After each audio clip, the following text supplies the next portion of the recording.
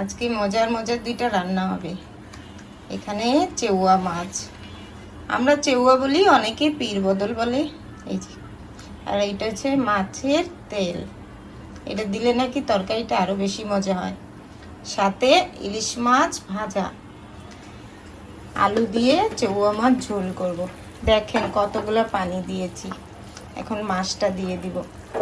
আপনার ভাইয়া বলতেছে যখন মাছটা রান্না করবা বেশি করে ঝোল দিবা, পানি দিতে কিপটামি করবা না।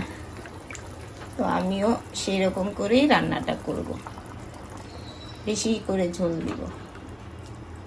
উপরে ধনিয়া পাতা দিব,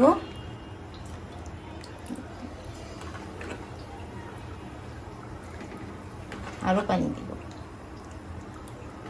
এমন করে রান্না করে খেলে এত ভালো লাগে চেউয়া মাছ। আবার যে টমেটো দিয়ে ভুনা করে সেটাও ভালো লাগে।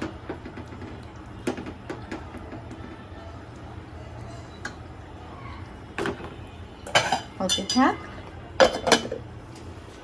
রান্না শেষ করে সব গুছিয়ে নিলাম, মোটামুটি কাজ শেষ। দেখাই হ্যাঁ তরকারিটা, ফার্স্টে ভাত দেখাই। গরম ভাত ধোয়া বেরোচ্ছে। আর এই হচ্ছে আলু দিয়ে চেউয়া মাছের ঝোল। সাদা করে রান্না করার চেষ্টা করছি। অল্প একটু হলুদের গুঁড়া দিয়েছি, মরিচ দিইনি, মরিচের গুঁড়া দিইনি, শুধু কাঁচা মরিচ দিয়েছি। আর এইখানে ইলিশ মাছ, এটা হলুদ মরিচ লবণ দিয়ে মেখে রাখলাম।